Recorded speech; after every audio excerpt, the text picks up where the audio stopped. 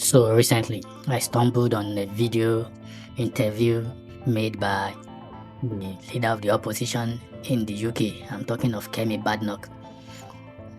She's a British Nigerian citizen. So in the interview, she was talking about her bitter experience with the Nigerian police, especially as regards the ordeal her brother went through while they were visiting Nigeria once upon a time.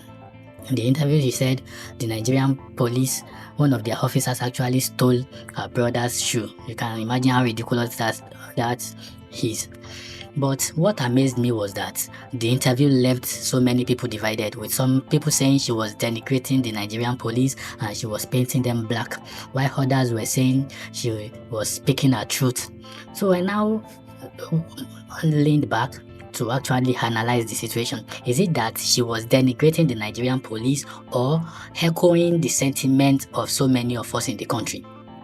Well, my curiosity led me to research about incidents involving the Nigerian police, and I can tell you categorically that virtually all the cases I saw about the Nigerian police were bad, terrible. But out of the so many of them, I saw like 13 or 14 of them that were terrifying, and they were so terrifying that they would make you get scared of the Nigerian police and even think twice about visiting Nigeria. So I'm doing this video to actually highlight these 13 terrifying cases and to warn whoever is visiting Nigeria to be wary of the Nigerian police. Number one on the list is the case of a corps member in Abuja. She was doing an NYSC in Abuja, and when it was like a day to the end of the program, she went for a get-together with her friends to celebrate the successful completion of her NYSC. Her name was Angela Linda. The incident I'm talking about happened in July 2018. So when she was on her way home from the get-together, the driver got to a stop and search, and I think there was a friction between the driver and the police, and the driver refused to stop for the police officers at the checkpoint, and one of the officers named Benjamin Peters actually cocked his rifle and opened fire on. If he had opened fire on the tires to demobilize the car, it would have been understandable, but he opened fire on the occupants of the car, and one of the bullets actually fatally hit Angela, and that led to her death. Can you see how disheartening this case is? This is somebody that was preparing to transition into the labor market and maybe secure a job and better her condition, but she met her untimely death in the hands of a reckless police officer. Let's move to the next one. This case is about one Kolade that was visiting Nigeria. He was actually based in South Africa, but he was visiting Nigeria for some time. He was a father and the only child of his mother. So on a fateful Saturday in March 2019, he and a friend stepped out to go and watch the Liverpool-Tottenham match in a viewing center at Magboro in Lagos. So in the course of the match, I think after the first half, they stepped out and they saw some SARS operatives. Back then there were still SARS operatives roaming the street. So he saw them harassing a young boy. So out of compassion, he moved close to the SARS operatives and told them to at least temper justice with mercy. He wanted to assuage the situation, but his intervention actually got the officers angry, and one of them said, "Okay, are you trying to save this guy from us?" And Kolade said, "Yes, we want to know what led to this harassment and all." And what would one of the officers by the name of Lekan do? He opened fire on Kolade and his friend. Luckily for the friend, the bullet didn't hit him, but bullet hit Kolade in the stomach and he started bleeding. And before they could get him to the hospital, the guy died. This is another case. It happened in Lagos. The third case on the list is that of some police officers. They are 5 in number, I think. It happened in September 2024, this year, some months ago. They accosted some NYSC members and they started ransacking their cars, checking their properties and the likes.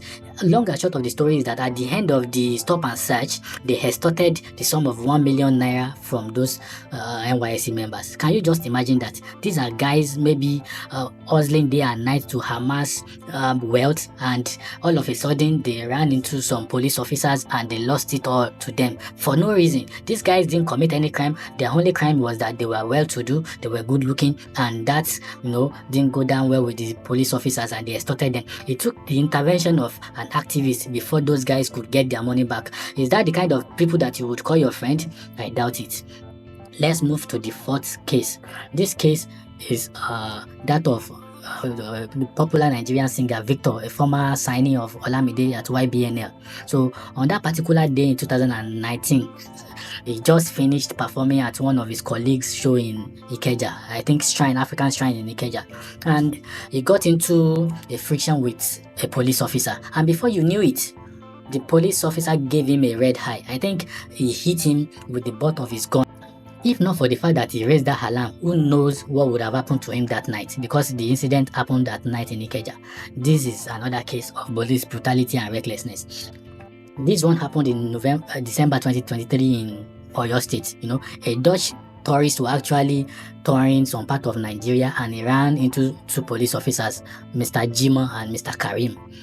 One would have expected police officers to, be good ambassadors of the country and portray us in good light. But what did these two police officers do? They tried extorting the Dutch tourist. But luckily for the tourist, he had a video recorder attached to his bike. So he recorded the whole incident, and after his encounter with them, he released the video to the internet. And that was what led to the apprehension of those officers, and they were later kicked out of the police force. Imagine that kind of situation. This is a tourist visiting Nigeria probably for the first time, but he still had a terrible experience with the police officers. That shows that the Nigerian police officers don't even care about your nationality. All they care about is their pocket. They just want to extort you. So be wary when you are visiting the country. Let's move to the sixth case. I think this one is a very terrible case, and it highlights the level of rot in the police force. This case involves a 17-year-old girl. She was recently arrested in Edo State. I think it happened in November this year. She was arrested and she was remanded in a cell in Edo State. And one of the officers on duty by the name of Abraham approached her in the middle of the night and took her out of custody and was trying to defile her. Imagine that. But luckily for the girl, another officer by the name of Edith stepped in just when Abraham was trying to take advantage of her. So Edith, one would expect that Edith would report the incident to their superior. But what did she do? She recorded Sergeant Abraham and the girl, and now saved the video on her phone and was using the video to blackmail Abraham. She was trying to extort 1 million naira from Abraham. So she wasn't about getting justice for the victim. She was about extorting her colleague to make money. The matter now eventually leaked because Abraham couldn't afford the 1 million naira that Edith was demanding. So Edith was prompted to release the video and report the matter to their superior. But at the end of the day, at the end of the investigation, Edith and Abraham were both dismissed. Edith was dismissed because she wanted to take advantage of the situation to extort her colleague instead of getting justice for the victim. Imagine this case. Imagine the level of rot in the system. An officer saw the other one committing a crime, and instead of the eyewitness to report the culprit to the authority, she was trying to take advantage of the situation, not minding the psychological effect of what Abraham did on the girl. Let's move to the seventh case. This one is involving a pregnant lawyer. May God rest her soul. The incident happened on Christmas Day in 2022. Barrister Bolanle and her husband just finished church service and were heading home. And when they got to Hajar roundabout, they met this police officer called Ayuba. And in the course of their interaction, not one thing led to the other, and Officer Ayuba opened fire on Bolanle. Imagine opening fire on a pregnant lady. And these were couples that had been looking for the fruit of the womb for many years, and God recently blessed them. But instead of them to witness their moment of joy, Officer Ayuba cut it short by opening fire on Barrister Bolanle, and this led to her death. Imagine this heartbreaking situation, May God continue to rest the soul of Bolanle. And this is a clear call to anybody trying to visit Nigeria. Please be careful. These people are not your friend. Let's move to the eighth case. This one involves a businessman in Haba. The name of the businessman is Emmanuel Okocha. It happened in April 2024, this same year. The man was heading home from an event and met some police officers on the way. And one of them, Injok, requested for his vehicle documents and everything, and he presented everything. All of his documents were up to date, but this police officer still insisted that he must bribe them, but he refused. Why must he bribe them, if you would ask me? All his vehicle documents were right and they were up to date, so there is no reason for him to bribe you again because he wasn't in the wrong. But his decision riled up the police officers, and Inchok actually opened fire on him and he killed him. Imagine that. That's another case of police brutality and high-headedness in Nigeria. Our case number 9 is involving a graduate of Taraba State University, Oliver. It happened in November 2021 in Taraba. He was driving his bus along the Jalingo Highway on a Monday, and they got to a stop and search. And I think there was a friction between the bus and the police officers at the checkpoint. And instead of them to resolve the matter amicably, they opened fire and bullets caught Oliver. And today, Oliver is no more. This is another case of a fresh graduate getting his life cut short by the recklessness of the Nigerian police force. Let's move to the 10th case. This one involves a couple. They weren't married at the time. It happened in April 2019 in Ajegunle, Lagos. The names of the couple are Ifeanyi and Emmanuel. They went to a nightclub the day before, and in the early hours of Saturday, they were heading home and they ran into some police officers. And during the interrogation and everything, I think they were trying to extort them and they refused to dance to the tune of the police officers. And the police officers thought it best to open fire on them. They shot Emmanuel at the back of the head, and they shot Ada in another part of her body, and that led to her death. While Emmanuel, we don't even know what happened to him eventually. He was rushed to the hospital and there is no update about his situation till date. Let's move to our 11th case.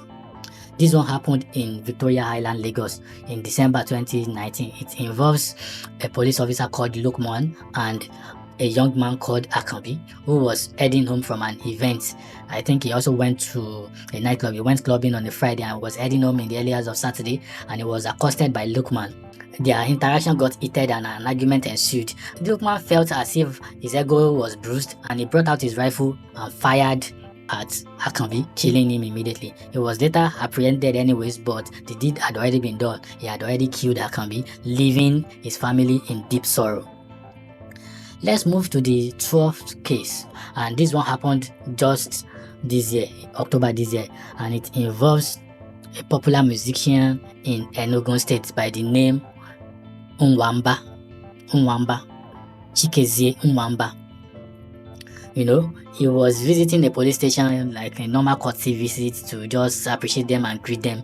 But when he was trying to leave the premises, something happened. A police officer, we don't know whether he was drunk or overly excited. His name is Joseph. He opened fire and bullet caught Unwamba, and that led to his death.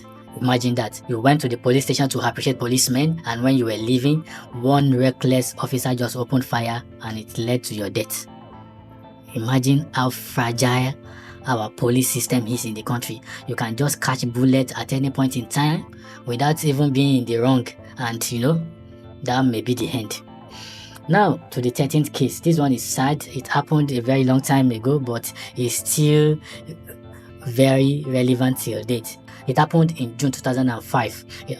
6 friends, all young, went to a nightclub in Abuja to enjoy themselves. And while at the club, one of them, a female, was approached by a police officer, and that one was making passes at her, and she removed him. She turned him down. But that singular action riled up the police officer. His ego was bruised, and to punish them and to punish the girl, he set them up. While they were on their way home, the police officer notified his colleagues at the checkpoint to set up the six friends. He lied against them, and his colleagues, in collusion with him, opened fire on their vehicle, leading to the death of the six of them. They later lied that they were robbers, but at the end of the investigation, it was revealed that these six young men were actually business owners in Abuja, and they had gone to the club to celebrate the graduation of one of them. Imagine what would have happened if no thorough investigation was done. Nigerian police officers just messed up their lives and cut short their life in their prime. These are 13 of the numerous sad cases involving the Nigerian police. No one would hear all these stories or witness any of them and say the Nigerian police officers are your friend. You have to be mindful while visiting the country. Order your steps. Try as much as possible to avoid coming in close contact with any officer of the law, because they can do and undo. If you like the information I shared here, you can like and subscribe to my channel. Thank you. God bless.